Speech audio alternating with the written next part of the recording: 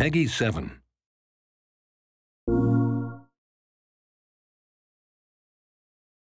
Hi, this is Brian Allgeier from Insomniac Games. I'm the creative director on Ratchet & Clank Into the Nexus. Into the Nexus is a return to the classic Ratchet & Clank style adventure and continues Ratchet's story arc from the Future series that included games like Tools of Destruction and A Crack in Time.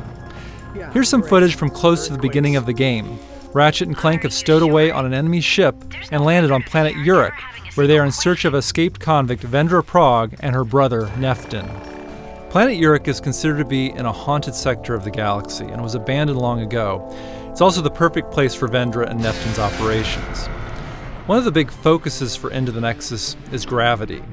This is something that Ratchet games have explored with spherical worlds, and Into the Nexus goes further by incorporating gravity manipulation in both our weapons, gadgets, and a new game mode that I'll be showing in a little bit.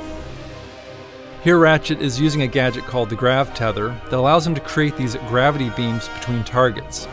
He can change their direction, create multiple beams, and use them to travel across bottomless chasms.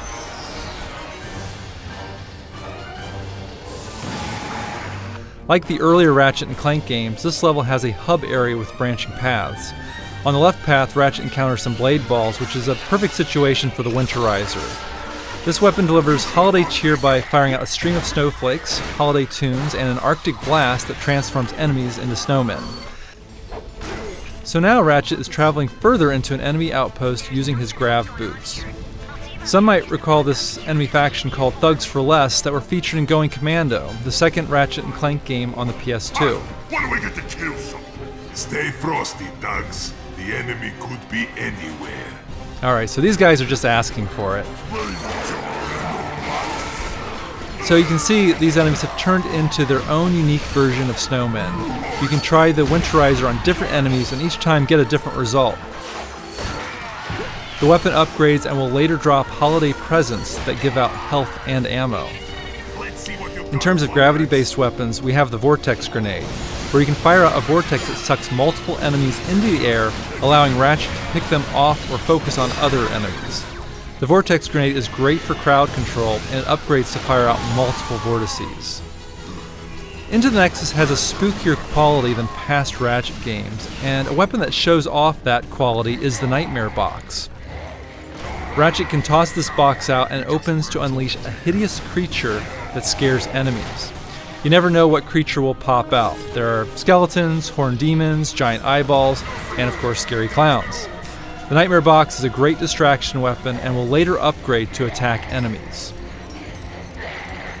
There's another weapon that seems kind of basic at first, but later upgrades and plays with gravity.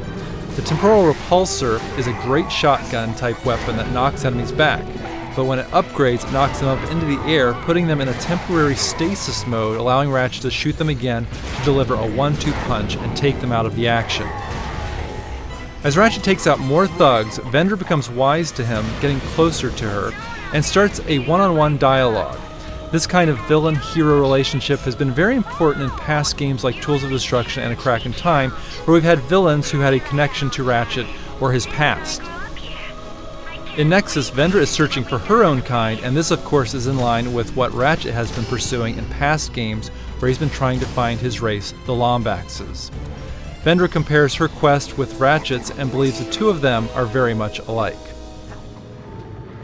In terms of the haunted spooky theme, the phrase we came up with during the early stages of production were exploring the darkness of space, where you are in these dark areas of the level and don't quite know where you're going.